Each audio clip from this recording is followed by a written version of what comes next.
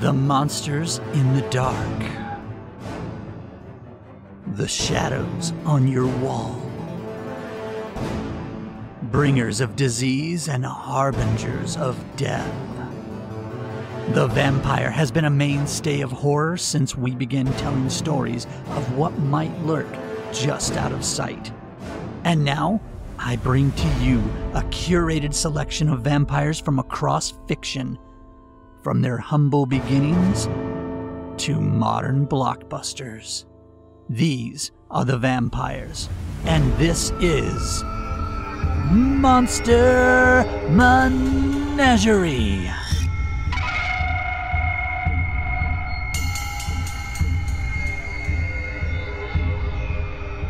Welcome everyone to the last Monster Menagerie of 2023. Can you believe the end of the year is here?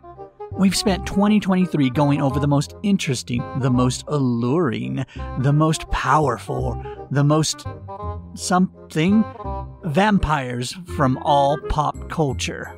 We have spent this year looking at their origins, their abilities, rating their threat levels, and even discussing just how to take each of them down. But now, it's time to bring all of them together.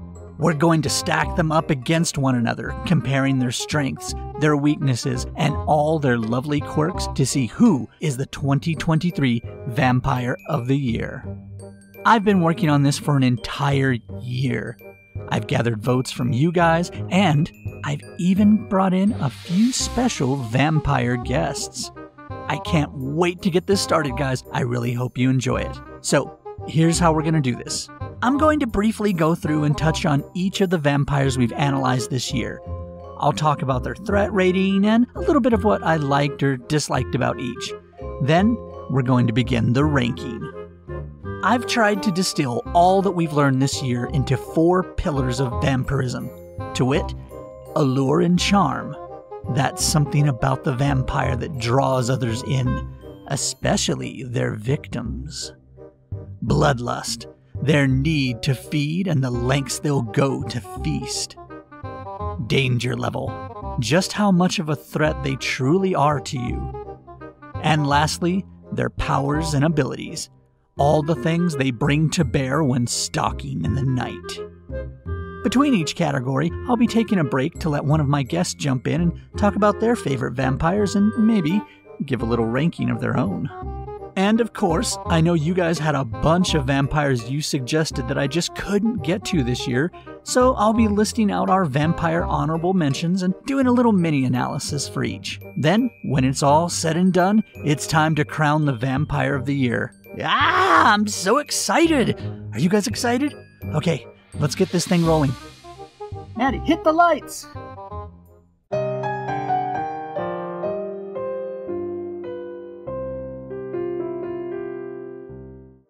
Number 1, Count Dracula, 1931. Threat level, 2. Technically 1. Dracula was the OG vampire. There were some before, but he really set in stone the cultural expectations of what a vampire is. During the night, he's lethal. He can change into a wolf, a bat, and even mist. He can twist iron bars as if they was cheese. But in the end, becoming a corpse during the day means that he's no threat at all. I gave him a 2 out of principle, but we all know Dracula is a threat level 1. Number 2, Edward Cullen. Threat level 2. Edward definitely redefined what it means to be a vampire. No, I truly mean that. He was nothing like any of the vampires that came before.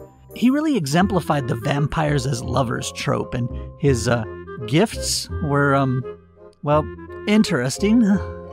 Number 3, Lady Domitresque. Threat level 3. The lady herself.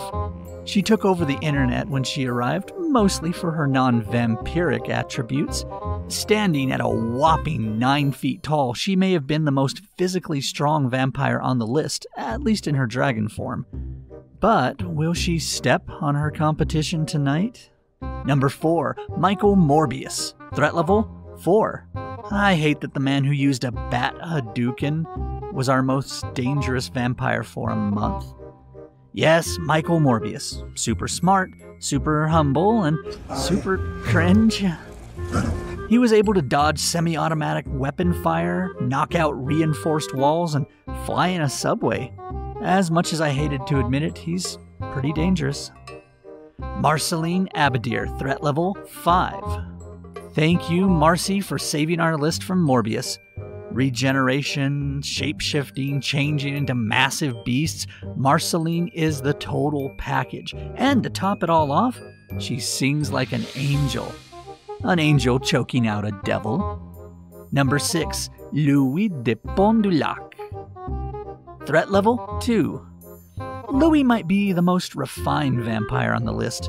Close call with Olrox, though so far as I know, Olrox never ate rats. And I don't recommend them. Power-wise, he was one of the bottom-tier vampires, but he has an air about him that just screamed vampire. Anne Rice knows her stuff. Number 7, Nandor the Relentless. Threat level 1. Nandor is the strangest vampire on the list if you consider his potential versus his actual threat level. He has a list of powers that's very respectable, but he's so inept, he might as well not have them at all. Like I said in my official response, a toddler with a stick should be sufficient to take him down. Number 8, Celine from Underworld. Threat level 2. Celine is another unique entry in that you barely have to consider her vampirism in fighting her. Her main talent is gunplay, and I'm talking pretty normal guns, nothing on the level of Sarah's Victoria. I understand she gets a lot stronger in the following movies, but it was the 2000s and movie power creep was insane. Number 9, Count Von Count. Threat level 3. Never forget that this man can not only summon elemental forces by laughing, but he can do it over the phone. He can mesmerize you, and he can even reverse time. Don't let that felt exterior fool you. The Count is a dangerous man if he wants to be. Number 10, Olrox. Threat level 3. Like Louis, Olrox exudes class and charm, but unlike Louis, he backs up his threats with an insane amount of power. That dragon form, his mist, the spectral skulls, they're all incredible weapons in his vampiric arsenal. Number 11, Sarah's Victoria. Threat level 6.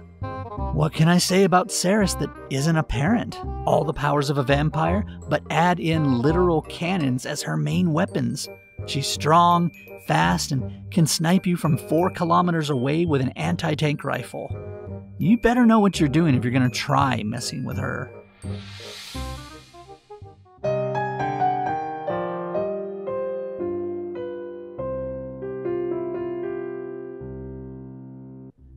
Okay, let's get into the meat and potatoes. We're going to start our dissection by ranking the vampires in the 4 pillars I stated earlier. First up, that which separates the vampires from mere monsters of death.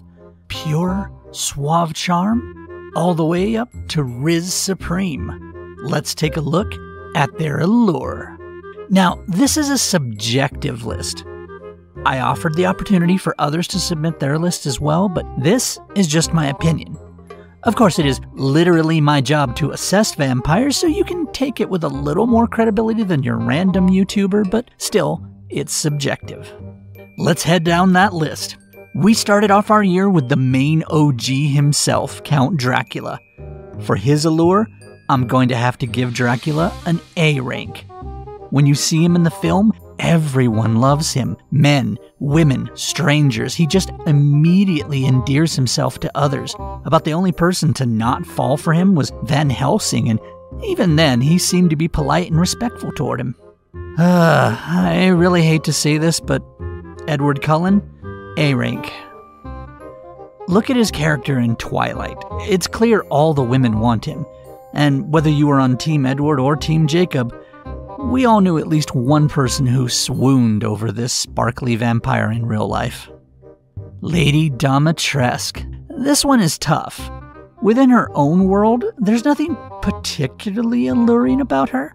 She's fine, right? But she doesn't use her wiles to entrap her victims. She just grabs them, because she's like 5 times their size. Now, in the real world, though, she broke the internet for like a whole year. Kyle Hill, noted science influencer and the Hemsworth we already have at home, did an entire video about what she would do if she stepped on you. Because so many people wanted her to. A rank. Now, with Morbius, I think we have something that works both in canon and in the real world. I'm ranking him D tier. Not because he's particularly off-putting, but because Allure just isn't a part of his repertoire. In fact, when he morbs out, he's quite the opposite. Within the world of Adventure Time, Marcy is actually kind of rough around the edges. She doesn't really use her charm on too many people, with the exception of one Bonnabelle bubblegum. And yet, I look at her and see B rank. Why? Look at what happens when she picks up her axe. Crowds form. People don't fawn over her, talk about how beautiful she is, but when she sings, people go frickin' bananas, so to speak. Louis de Pondulac, one of our classiest vampires. Just look at how relaxed the interviewer is around him, how much women want him. He doesn't always capitalize on this talent, but it's there. It's just easy to like him. B rank. Nandor. Nandor, I love you, man, but no one else does. You can't keep a woman or a man. Your familiar is always one more slight away from killing you in your sleep. You're out of touch with the times. There's nothing alluring about you in canon. I'm sorry, F tier. Celine, my bullet queen, you are barely a vampire by most scales. And on this one, you're fine. Not offensive, surely. And trust me, I was one of the many people that quite enjoyed your choice of battle attire, but it didn't really seem like anyone else in your world did. Neither good nor bad. Celine, you're a C tier. All rocks. Now, this man oozes charm. Look at how quickly he seduces Mizrak. They flirt. He endears himself to both Erzsébet and Drolta in a single meeting. He's polite, he's charming, and I don't even think he's using powers. S rank, my man. S rank. Hear me out. Count Von Count, A tier. Yes, I know he constantly harassed Maria, but the fact of the matter is that in the end, she always cooperated with him. Everyone did. Despite him having a mischievous streak, he was still beloved on Sesame Street. Add to that the fact that he clearly had the highest body count, and I'm not talking about victims. Whether entrancing them or just rizzing them the old-fashioned way, the Count has the moves. A rank. Lastly, we have Cerys. For the most part, charm isn't really part of her character. We don't see foes falling over themselves to please her. We don't see her interrogating people with her feminine wiles, but then we have Pip Bernadotte and the Wild Geese. If it was Pip alone, I'd say C tier, because Pip really comes off as a man that would chase anyone with a pulse, which I don't think Cerys has. But the entire Wild Geese squadron fell in love with her. She was almost like a mascot to them. They fought and died at her behest, not because she entranced them, but because they didn't want to disappoint her. Cerys, ma chère, B rank.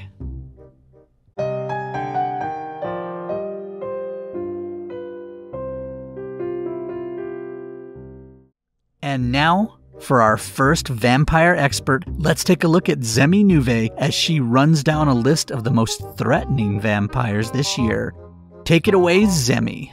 Hello, I'm Zemi and I stream on Twitch at twitch.tv/ZemiNuve, and you could also find me by the same name on Twitter. You know, I'm a vampire, clearly, if you couldn't already tell by the wings.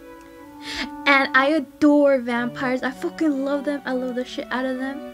And my personal favorite gotta be Flandre from Toho. That's gotta be like all-time favorite. Love them to death. I watched all of Paladin's videos. They were amazing. You know, I took the time to like watch all of them, and they were all very great analysis. So hopefully you guys enjoyed them.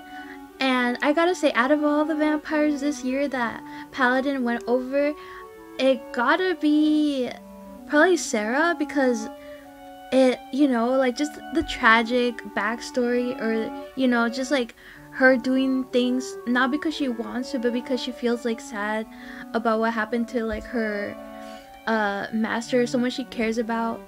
I felt like it was probably the most tragic, but she's also kind of badass with her powers, so gotta say it was definitely a fave. But not gonna lie, Interview with a Vampire, you know, Louis was never, or Louis, however you say his name, he was never that scary to me. I thought he was hot. But Lestat, the blonde dude, oh my gosh, he gave me nightmares as a kid, and even now, I still think he's probably the scarier one. The main one, definitely not the scariest, but him, oh gosh, Lestat, you were a byproduct of my nightmares. But, you know, enough of me rambling and shit. When it comes to, like, threat level and everything, you know, Lestat wasn't a part of the list, so I can't put him here, but he would definitely be at least, like, A tier, at least scary factor. You know, he always got what he wanted, or tried to. But if I'm gonna rank them, I would definitely put, S tier, threat level, like, danger level. I would put them, like, Sarah, top. You know, she got those powers, she got, you know, I don't know, everything about her makes her scary, but she's also, like, I don't know, she's very frightening. She got so many things going on, and power-wise, it's just, like, ultimate tier right there. And then I have to also give Olrox, like, the S tier, because he has so many abilities. I don't know, I feel like magic and those type of powers combined with vampiric abilities kind of makes everything scarier or more stronger. More stronger. So I would give those two S tiers just because of their pretty cool, badass, magical abilities, and also like just in general guns, very cool. For A tier, gotta give it to Marcy and Lady Dimitrescu. Mostly because Marceline, she has like a plethora of abilities, not just like one little thing. So she has like a lot to play around with. And Lady Dimitrescu, I mean, she's tall. Mommy, I would surrender. Very charming. I don't know, she's just very scary, tall lady, very strong. Like, I wouldn't want to mess with her. I probably would give B tier to Morbius just because it's Morbius. C tier, Edward, Selene, Louis, and Count Von Count. Because, I don't know, I feel like they're not very intimidating. Maybe they have like super cool powers and stuff, but I mean, not really too much like that would scare me off or anything. I feel like if anything, I'm more powerful than them. D tier, gotta give it to Count Dracula and Nandor, because like Nandor just seems like a chill dude. I'm not gonna lie, he's like just a chill dude that just got powers. That's the vibe he gives me. And Count Dracula, he may be the OGzer that started the whole vampire shit, and I thank you, but we could take it from here. We'll take it from here. Like, just come on, getting killed in your coffin. Come on, Count. I thought you knew better. That's like vampiric 101, vampire 101. You know, make sure you can't penetrate that shit. It's kind of like a chastity belt, you know. Make sure you lock that shit up. Okay, she's definitely got some expertise to share, so let's check back in with her later. It's about time to check out our bloodlusts, but before we do, let's get a quick appraisal from one more vampire VTuber. Vampinaut, you're up. Hello, I am Vampy, or rather Vampinaut for long form. I've done my assessment based off of vampiric abilities and their uniqueness. Starting from the bottom, Count Von Count, Dracula, Nandor, Lady Dimitrescu, Louis de Point de Lac, Marceline, Edward, Olrox, Morbius, Ceres Victoria, and top of my list is Celine. Celine's on my top because she has the unique attributes of being a hybrid vampire lichen, and then also gains some extra self-enhancements after that weird ritual she goes through in the final movie. Do I know what it was called? No. Was it cool? Yes. And that is why she is on top of my personal list. Thank you very much. Have a good day.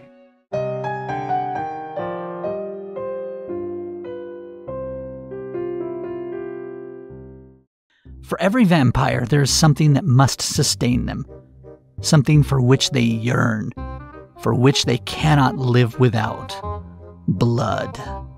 Each of our candidates is possessed of that accursed condition that bestows undeath upon them, and with it, the need to feed. So, let's see who is the hangriest vampire, and who is just a little peckish. Count Dracula. S rank. He was nomming constantly, nommed an entire ship, grabbed Mina, grabbed Lucy, and just walking down the street we see him grab a random lady. He was constantly hungry. Ah, the Lady Dimitrescu, possessed of a frickin' wine cellar filled with blood. Now, she certainly ate her fill and then some, not quite as much as Dracula, but there's plenty of evidence that she enjoyed it. Lady D, you get an A. Rank. Edward Cullen. Despite his lamentations to the contrary, he resists the urge to feed on anyone, not just Bella. One little munch on a deer, was it? And his whole family is sated for a while. He's definitely not one to worry about on this front. D tier. Morbius. He legit struggles with his addiction and even munches on some people because of it.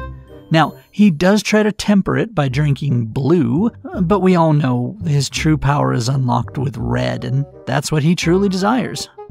B tier.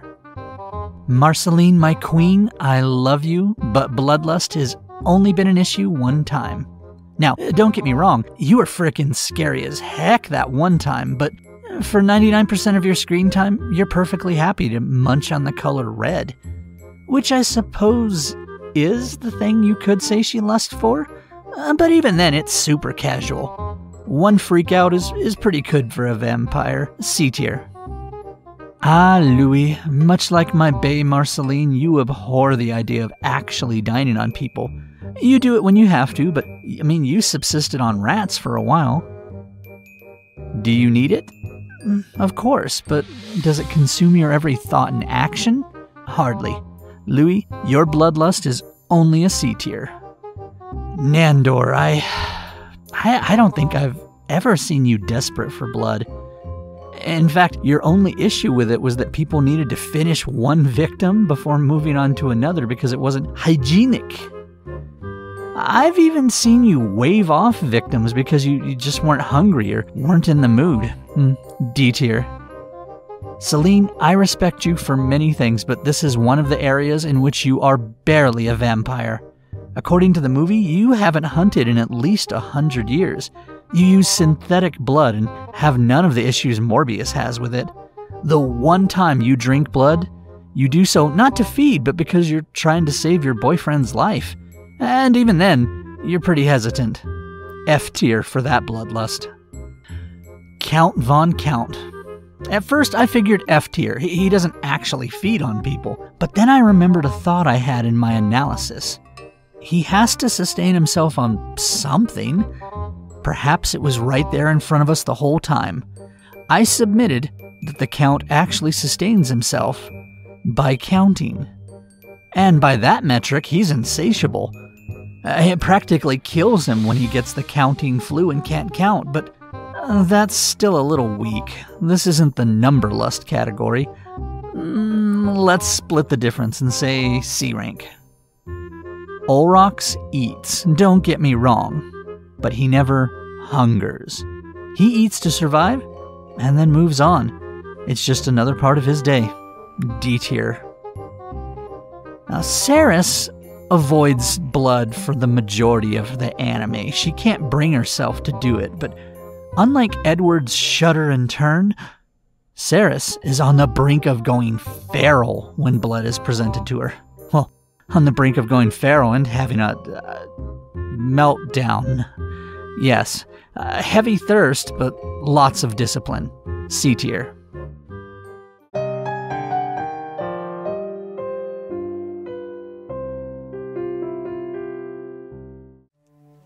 As for like allure and charm, fuck, I can't talk. I would probably give it like S tier, definitely legitimate Trask. She's like the best one. I love her. I love her. Sorry, she's got me by the heartstrings. She could put a stake to my heart. I also gotta give the S tier to Marcy, Sarah, and Olrox, mostly cause like I feel like the reason why I really like these characters was cause they definitely give me more of the, oh, they're very human-like, or they have very normal feelings compared to everybody else. You know, everybody else is more like, oh, you know, I gotta get shit done, oh, I gotta do this cool thing. But I feel like there's more, I know they're vampires, but they have humanity to them, something that's relatable to their characters. So that's why I gotta give them like an S tier for their allure. And then for A tier, I would give it to Louis and Count Dracula, because like at least Count Dracula, everybody loved him. He's classy. He's kind of like the the lady killer. Even though he's kind of weird in some instances. And oh my gosh, like I said, when I was a kid, I had a crush on Louis. Look, he's hot. He's definitely got that charm, and he's very nice. He was a very nice lad. And also for B tier, I would probably give it to Nandor, Edward, and Count Von Count, because you know they're just like average people. I don't hate them, I don't love them, but they're just like they give me a chuckle here and there. C tier is Selene. Like we don't get to know much about her besides her goals, so there's not much we can say. Like she doesn't really draw me in. Probably D tier Morbius. Like he's funny, but I don't know. He's alright. He's like a goofy ass nerd. Well, not really a nerd, but like a goofy ass dork. She's still going. Wow, okay, well, let's check back in with her in a bit. For now, let's check in with Vi the vampire and see what he thinks about their danger levels. Hi, I'm Vi, a cute vampire who loves garlic. You can find me on Twitch and over social media at Vi the Vampire. My favorite vampire of all time, even though they aren't on this list, other than myself, is Cruel Tempest from the anime/manga of Warrior no Seraph, also known as Seraph the End. But on with the current vampires. I will be basing my rankings on how dangerous they are and that, if encountered, would attack you on sight, with no reasoning possible. And what better vampire to rank danger level than a cute, harmless looking vampire that knows looking innocent is the best way to lure and prey. With that out of the way, let's move down the list of vampires and rank them. Beginning with Dracula. I would rank him probably more at C tier, mostly due to how easy he is to kill without even having to fight him, let alone encounter him. Although he does have superior strength and the ability to manipulate and mesmerize others, which is why I don't place him at a lower rank, so I'm keeping him at C tier. Onto Edward Cullen, who I place at B tier. He's fast and strong, and can also read your mind, giving a tactile advantage in a fight, which definitely makes him dangerous. Not to mention, to kill him, he kind of needs to be ripped apart and set on fire, which definitely makes him a lot harder to kill. So, B tier. Onto Lady Dimitrescu, who I place at A tier. Though she's not as fast as Edward or Dracula, she is a lot more durable, and comes with her daughters, making a fight a lot more difficult.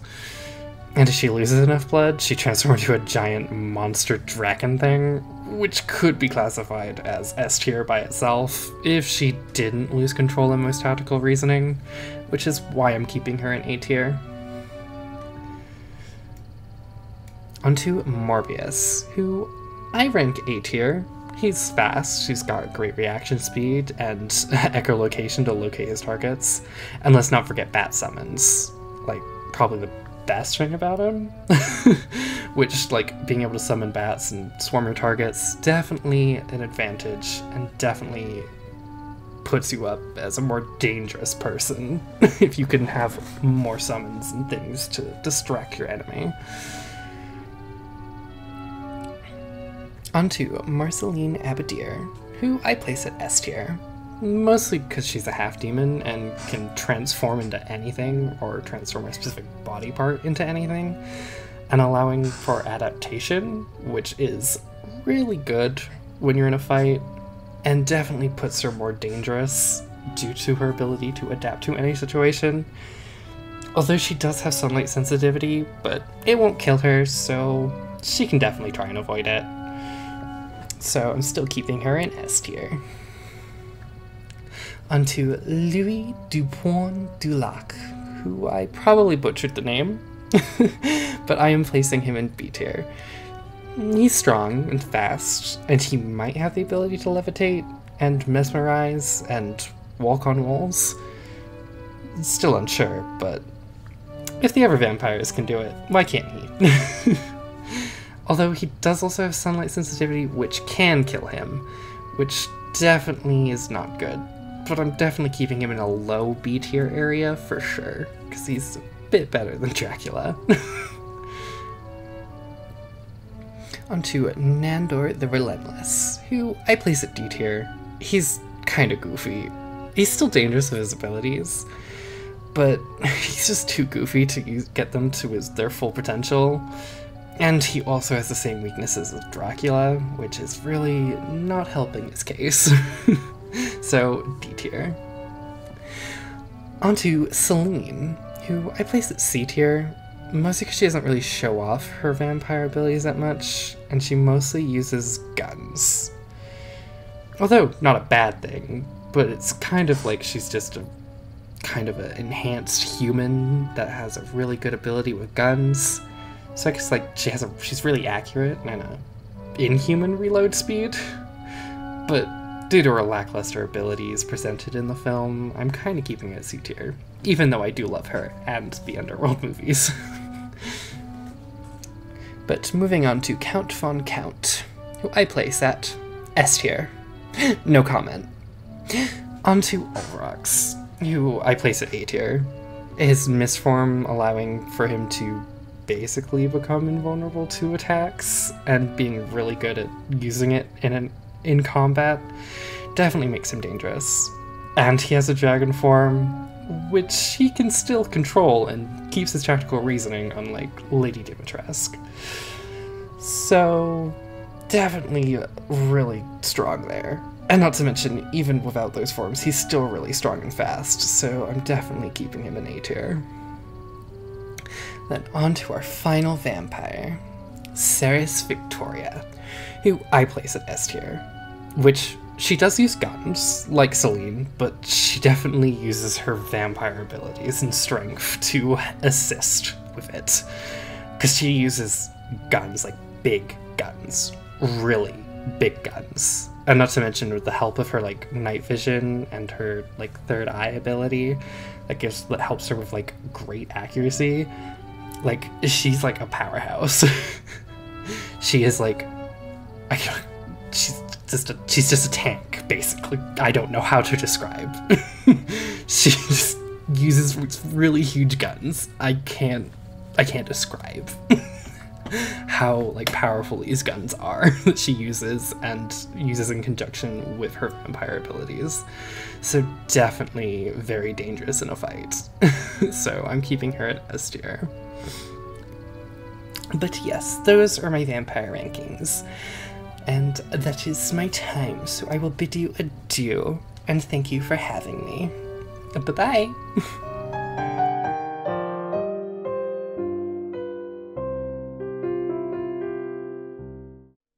Not bad, not bad. But I guess since we're here, I might as well get our official rankings out of the way. Powers and magic, guns, and even bat Hadoukens. All these vampires have some impressive arsenals, but how dangerous are they actually? Let's take a look at my breakdown on their danger level.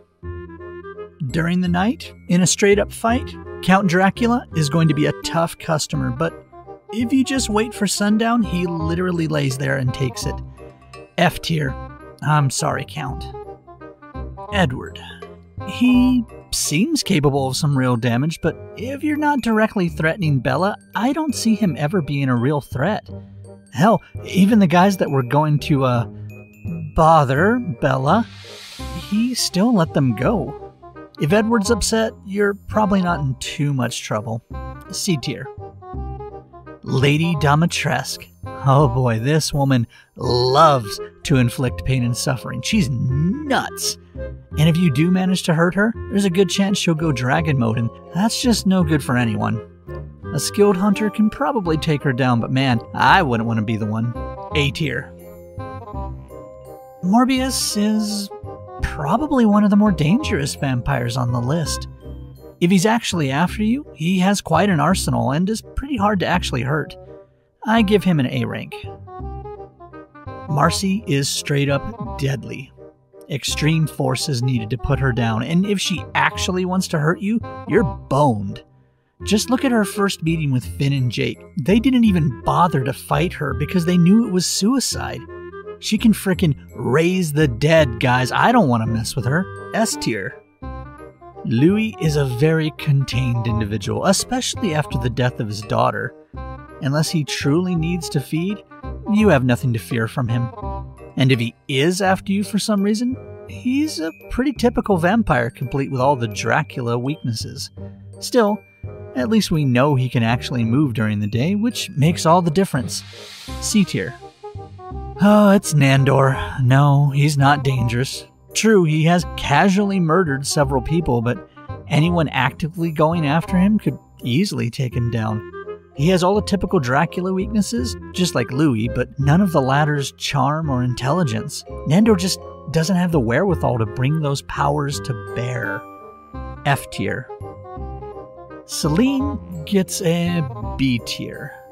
Definitely not because of her innate powers, though. She's a gunslinger and a wall runner, but what's most concerning is I don't think she's worried about innocent bystanders.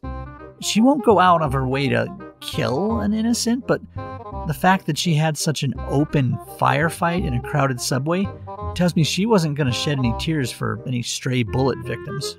B tier. The Count is generally non-violent, but he never hesitates to enthrall someone for his own benefit. He doesn't take no for an answer, and he wields elemental and temporal powers that would give the bravest hunters pause. His laid-back nature is the only thing keeping him from S tier. Count, A tier. Olrox is deadly, plain and simple. He can turn into mist, summon those skulls, turn into a dragon, and he's so clever to boot. The only threat to Olrox in that series is a literal god. S rank. Ceres Victoria. I did an entire video about just how frickin' dangerous she is. She literally has the highest threat level we've done to date. All the vampire powers, but add in giant guns. Literally cannons. Sniped from across the country with an anti-tank rifle. S tier. Obvi. Next, we're going to move on to ranking ability... Huh? Still going, huh? Oh, alright, yeah. Well, let's go check in with Zemi and see how she's doing with Bloodlust. As for Bloodlust, I would probably give it to S tier, definitely Count Drag and Lady Dimitrescu. I felt like Count Drag, like Paladin mentioned, it was definitely, he was just snacking. Ooh, just a little snack. Just a little snack. And he would just be like, ooh, what's my next meal? Relatable. And Count Drag just like, me for real, what can I eat? What can I eat? And then Lady Dimitrescu, definitely she has like that whole bloodlust, because she's just like, I don't know, like, is it strong with her? I feel like it is, but at the same time I'm not too sure, but I would give it to her. She's S tier all around. Probably A tier for Marceline, because she was always eating something. You know, blood wasn't enough. The color red. Blood wasn't enough. We had to diversify our diet into red. Just the color. And then for B tier, I would probably go with Sarah, Morbius, Count Von Count and Nandor, mostly because they felt like they had a purpose, maybe? Like, oh yeah, I just gotta like eat to live, you know, or I gotta still do this because it's part of my nature. It's kind of like humans, like they still have to eat every day, so I would count it as like B tier them, like because they had to, maybe not because they wanted to like, you know, actually go after people or whatever, but it's more like, oh, it's just part of me. As for C tier, I put Olrox and Edward because they didn't give me too much bloodlust, if I'm being quite honest. Like, maybe like a little bit, but it's not like, I don't know, I felt like it wasn't very overwhelming like the other two.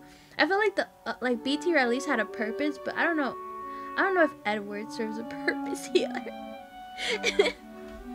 And then D tier, definitely Louis and Selene.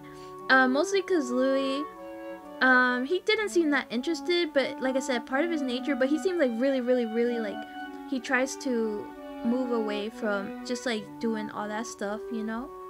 So that's why I give him like the lowest tier, and definitely Selene, because like they said that they didn't eat for like 100 years, so they don't need it as bad as we do.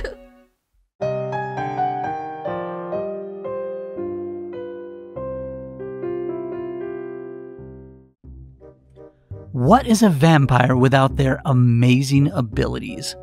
Flying, turning to mist, tossing elephants around like tennis balls? This year, our vampires have shown some incredible prowess, so regardless of their abilities to actually use them on anyone, let's rank how impressive their powers are. Dracula has the basic array of vampire powers, the standard from which all others are based. Strength, transformation, hypnotism, the whole kit and caboodle. His stuff is top tier, but it's also where all the other vampires start from, so B tier. Edward actually takes a step down in my book. He can read minds, but that's about the extent of what he can do. It's plenty dangerous, don't get me wrong, but no mist, no transforming, no blood magic. Overall, inoffensive, but not particularly impressive. C tier. Don't at me. Lady Dimitrescu is a C tier. Hear me out. She's nigh invulnerable, but she doesn't actually do anything in her human form. She's supposedly super strong, but it doesn't really seem to be much more than what you'd expect from someone of her size. But that dragon form, oof, that's pretty good. And that's what pulls her all the way up to that solid C tier. Morbius. I hate to admit it, but he has an impressive array of powers. The echolocation, the flight, the regeneration, and yes, even the Bat Hadouken. I'm not fond of him, but his powers are nothing to scoff at. A tier. Ha, you just can't beat Marceline's list of powers. Hypnosis, transformation, raising the freaking dead. She can do it all and even become a kaiju under the right circumstances. She's got pain raised, flight, just so much more than the average vampire. She's like a Swiss Army vampire. S tier, baby, S tier. Louis' power set is practically identical to Dracula. There's nothing wrong with that. But when it comes to abilities, you can do better. Louis, you're a peach, but you're only a B tier here. Okay, so you'd think that Nandor, having basically the same set of powers as Dracula, would mean Nandor would be at the same tier. But despite being virtually no threat, he does use and display those powers all the time, and seems to have more than Dracula. Mist, flight, talking to animals, hypnotizing people from a distance. His power set is very impressive. He isn't, but his powers are. A tier, good vampire powers. Selene, my darling, once again, in this first movie, you are barely a vampire. Gunplay doesn't count as a power. I think you have accelerated healing, and of course you've got Featherfall, but man, you could give those to an elf and it wouldn't change anything. D tier. Count Von Count. You wouldn't expect it from a purple Muppet, but the Count has some significant powers. Changing into a bat, mesmerizing people, calling down thunder and lightning with his laughter, even over the phone. And of course, my favorite, reversing time itself. Add in his Daywalker status and you have a power set that is definitely better than the OG Count Dracula. Count Von Count, S rank. Incredible powers. Olrox's powers are frickin' sweet. All the same stuff you expect from Dracula. I think you have to have that just to get to B tier. But then we add in that dragon and those spectral skulls. Top tier, my man. S rank. Let's round things off with Ceres. She's got all those lovely guns, but they didn't count for Celine, so they don't count here. Based only on her raw vampiric powers, her third eye, flight, super strength, well, she honestly doesn't have that many. They're impressive, but they could be better. A tier. I am really enjoying ranking these vampires, looking at their differences, picking them apart, seeing how they work, and seeing which ones stack up higher than the others. But hey, as always, you don't have to count on just me specifically. Let's take a moment to let another one of our amazing vampire guests have a shot at ranking their favorites. Here's Ileana with her picks for Allure. Hello everyone, my name is Ileana Ikersong. I am your cozy vampire VTuber. I make ASMR over on YouTube and stream games on Twitch. I'm here to weigh in today on who the best vampire of the year is, besides myself of course, and I am going to be putting them all on a tier list from the most to the least alluring. So let's get started, shall we? The first vampire that Paladin reviewed this year is Dracula. And I gotta be real, Dracula? I mean, he's a classic, don't get me wrong, he is a classic, but not the most attractive dude on earth. I'm gonna give him C tier. Dracula, you're a C tier. Next up is Edward Cullen from Twilight. Now, listen. Robert Pattinson is pretty pretty, to be honest, but I don't love how he is presented in both the books and the movies as like kind of just like a fuckboy. So I'm gonna have to give you a B tier, Edward. Edward, you get a B tier. You're better than Dracula, but you're still a solid B tier. Now, next up is Lady... Can you tell that I've never played a Resident Evil game before? Lady D, I'm gonna call her, from Resident Evil... whichever one Village is. I don't even remember which one it is. In fairness, I have not played this game, but... why do I need an 8-foot-tall Dami Mommy to step on me when I am the 6-foot-tall Dami Mommy? Let's be honest. Lady D, you got a C tier. I like what you're doing, but you're not for me. Morbius. Why did we put Morbius on this list? Morbius, you get an F tier. You are dreadful. You are not alluring. You are not anything good. Get out of here, Morbius. It's not more than time. Marceline the Vampire Queen. I love Adventure Time. You already know what it is. You already know. Marceline is a guitar-slinging, cozy, amazing, chill vampire queen. S tier. No doubt. S tier for Marceline. And now, Louis from Interview with the Vampire. This is one of my favorite novels. However, I don't know if the actor who plays him in the adaptation is actually that pretty to me. B tier. B tier for Louis. Nandor from What We Do in the Shadows. Oh my gosh. Nandor is amazing. What We Do in the Shadows is also amazing. But I'm not sure he's alluring, so I'm gonna give him a D tier. Nandor, I'm sorry. You are many, many wonderful things, but you are not alluring, Nandor. Now we get Celine from Underworld. In the interest of full disclosure, never seen it, don't even know what it is, but I'm looking at image results on Google Images of Celine from Underworld. A tier. You're very attractive, whoever you are that plays Celine. Next up is Count Von Count from Sesame Street. Oh my god. I love Sesame Street. I loved it as a kid.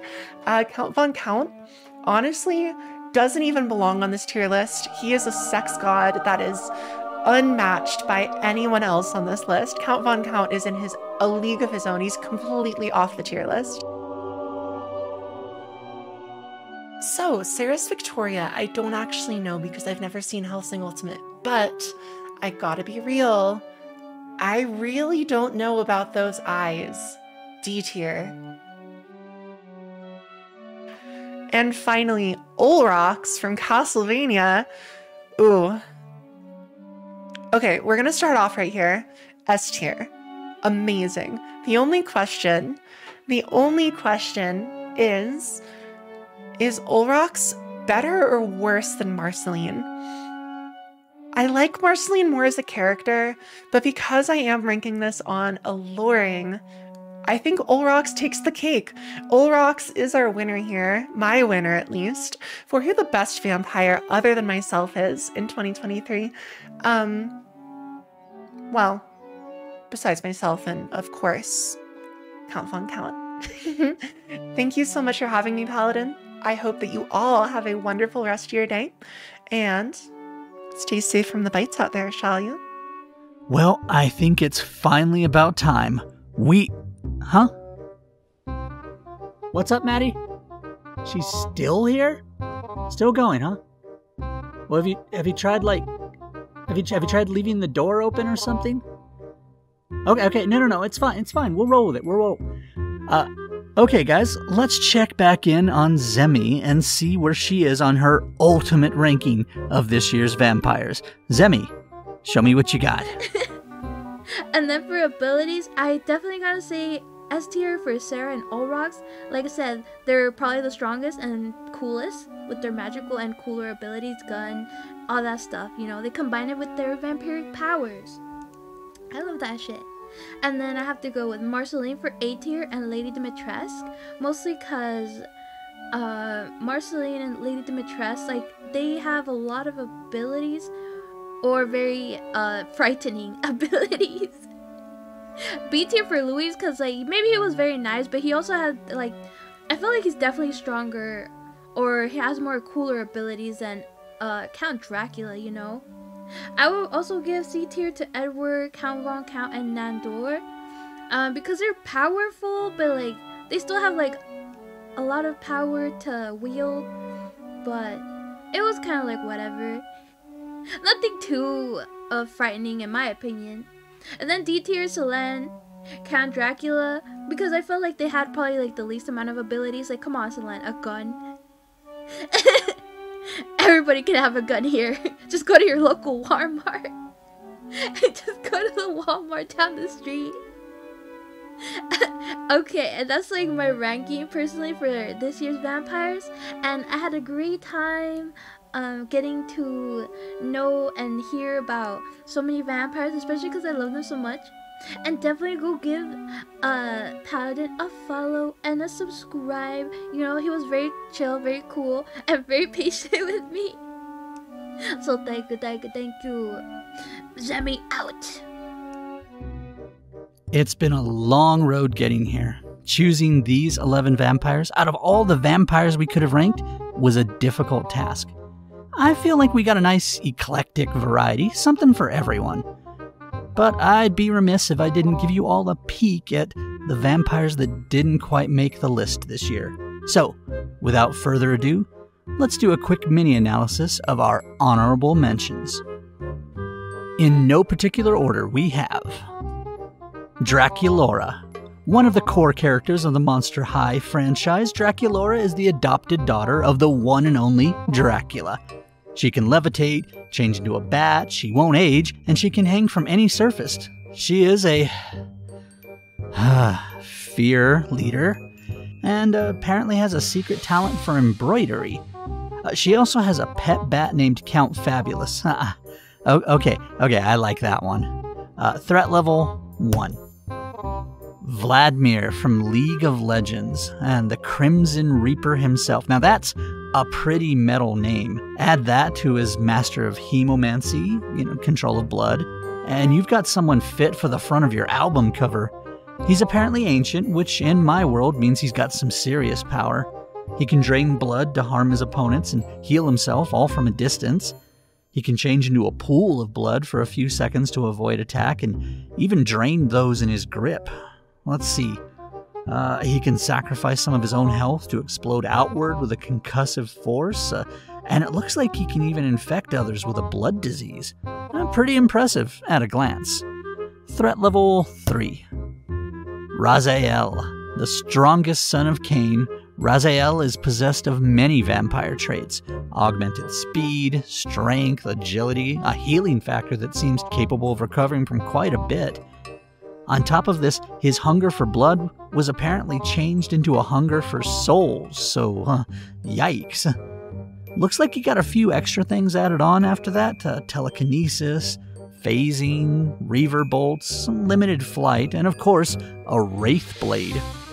All in all, a pretty late 90s style vampire. A tough target. Threat level 4. Grim. I had a lot of trouble understanding the lore of Hollow Knight. I can't tell whether Grim is huge or the size of an insect. There's arguments that they're all people-sized in Hollow Knight, but come on. I look at this and they're clearly bugs. And their environment clearly seems to be the natural world. They've got nails and needles for weapons. Also, it's debatable that Grim is a vampire at all. They run a circus, but I don't see them doing anything with blood. Either way, they seem pretty impressive for their size. But at level 3 if you're a bug, 1 if you're human. Vamp. Rather blatant in the name, but this character from Metal Gear has quite the array of abilities. Good enough to parry bullets with knives. He's got a gravity defiance. I guess he can do things like Naruto, walk on water and walls. He's got nanites that heal him quickly on top of all that, so I'm thinking he'll be a tough one to bring down. But Snake and Raiden managed to do it, so threat level 3. Raphael, the swordsman from Soul Calibur. I personally used to main this guy when I was a kid. Oh, I sucked, mind you, but I liked him the most. Apparently, after being corrupted by the Soul Edge, he became a Malfested, which made him a vampire? He drinks blood and he can turn others into vampires. But from what I can see, it doesn't look like he became much more powerful than he already was. Threat level 2. Prince Sebastian Lacroix. A character from Vampire the Masquerade. It seems like this particular bloodsucker is very skilled with a discipline called Dominate. Really, it's just a fancy word for mind control, which he seems to be a master of. My limited research tells me he could potentially be capable of causing large masses of people to unalive themselves. Better make sure we have some trained spiritualists on hand. Threat level 4. Gangrel, huh? Wow, okay, yes, a WWE wrestler named Gangrel was suggested. Now, in fairness, he is technically supposed to represent a class of vampires from White Wolf, but as a wrestler? Well, from what I can see, he was famous-ish. Never really made it to the top like someone like Undertaker. Has some impressive fangs and spits blood, but beyond that, nothing much to say. Threat level 1. Baron von Ghoulish. Oh boy, it was only a matter of time before Billy and Mandy ended up on my radar. One of the head vampires, and honestly just a perfect Billy and Mandy character, our dear Baron can change into a bat and wants to save Christmas? One little stake should easily take him out, provided you hit his hard and not a little to the left. Threat level 1. Saya. Ooh, Saya. Unclear if she's a vampire or a Dhampir or perhaps even just a human, but whatever she is bad-ass. Look at that sword. It's a known fact that adding swords to anything makes them instantly 3 times cooler. She comes off more as a hunter than anything else. I don't see any evidence of particularly noteworthy abilities outside of a typical hunter. Threat level 1. David Powers. Pretty typical vampire. A menace to normal humans, but a trained hunter shouldn't have too much trouble with him. Nothing about him seems particularly unique. Maybe not caring about garlic? But considering he goes down to a holy water bath, I'm not too worried about him. Threat level 1. Jerry Dandridge. Another pretty typical vampire. A noble. They all seem to have nobility, don't they? Our boy from Fright Night here doesn't seem to care about stakes. But sunlight does him in. Scary, threatening, but pretty run-of-the-mill at first glance. Threat level 1. Varney the Vampire. Not gonna lie, Sir Francis Varney might be worth looking into for his own video outside of Monster Menagerie. He predates Dracula and even Carmilla, so taking a look at this creature that laid the groundwork for Bram Stoker would definitely be up my alley. Apparently, he was the first vampire to have fangs, though I do want to look deeper into that. Super strength, hypnotic powers, but apparently he was a daywalker. Overall, pretty typical stuff. Nothing we wouldn't have expected from a vampire of that time period. Threat level 2. Aleister Crowley, and yes, I'm going to pronounce it that way. Look, this is another one in the line of creatures I like to call vampire cosplay. Like Grimm from Hollow Knight earlier, Crowley adorns himself in all the trappings of a vampire. Blood is a huge motif, he's got the fangs and the ears, but he only drinks Akuma blood, and specifically says he's not a vampire. So sure, I guess. Being that he's an anime character, his power goes from Three Stooges level to holy balls, we're all gonna die. Threat level 4. Astarion. The internet simped over this guy almost as much as they did Lady Dimitrescu. He's a high elf, which would have made him our first and only non-human vampire. Sunlight doesn't seem to bother him. He can cast fire, though that's because he's an elf, not a vampire. Heal himself by draining the blood of others, and transform into a mist.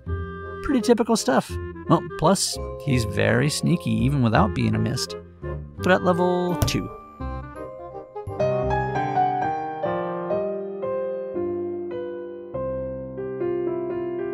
Okay, Maddie's been crunching the numbers. We've taken your votes from our Discord server, we've factored in the votes of all of our guest vampires, and of course, my personal analysis. It's time to crown the 2023 Monster of the Year, the champion of vampires. I'll list off the winners here, and if you're interested during the end credits, I'll list the full rankings so you can see how they all stacked up. We've combined the fan vote, the guest vote, and my analysis using a complicated but very scientific system we here at the Archives call the Critical Review and Assessment Poll System. Trust me, it's super accurate and leaves no room for anyone to argue or question my credentials or otherwise slander me in the comment section. First off, we have to take a look at the fan vote. I asked you guys to go to my Discord or my Twitter and rank your favorite vampires. So, how did you guys rank them? Combining the votes for all 4 categories, allure and charm, danger level, abilities, and bloodlust, our top vampire by fan vote is Marceline the Vampire Queen. Your voice, your choice. According to the fans, Marcy is the best of the best when it comes to exemplifying the vampires.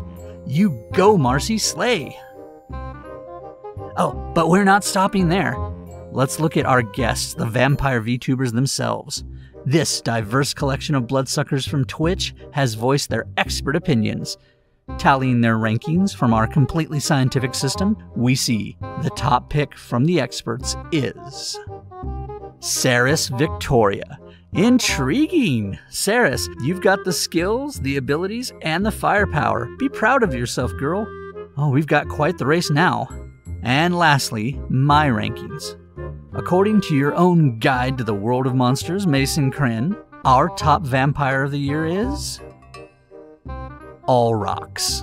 Charm, class, amazing powers, and that frickin' purple suit. How vampire is that? Oh yeah, but wait, we're not through. We have to add them all together now. Let's bring all those scores into one part and see who our true vampire of the year is. Are you guys ready? Maddie, take it away.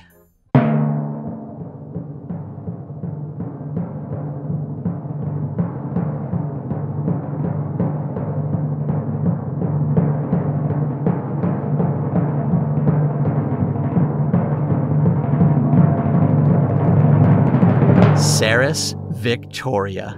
There we have it. The vampire of the year for 2023 is none other than the police girl herself, Cerys Victoria. Well done. And you know what? Well deserved, I say. She has great connections to classic vampires while innovating in her own style. I think even Sir Integra would be proud.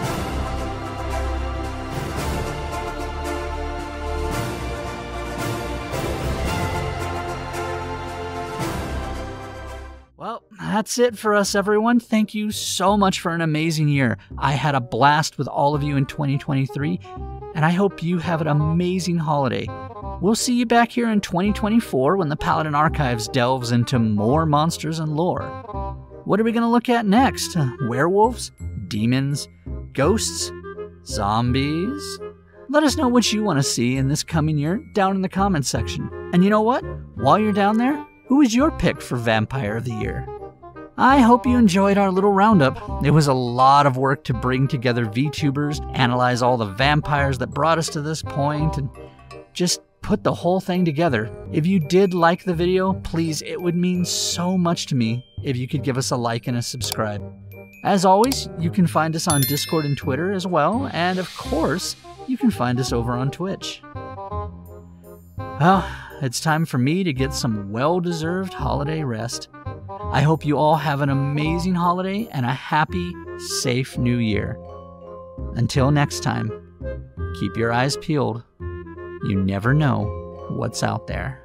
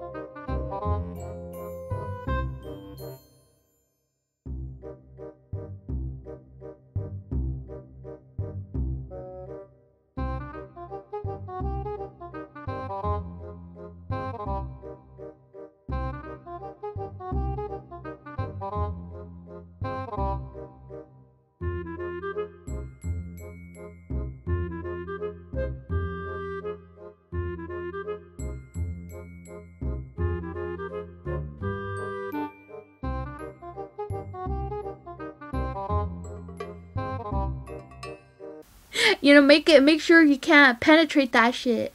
It's kind of like a chastity belt, you know. Make sure you lock that shit up.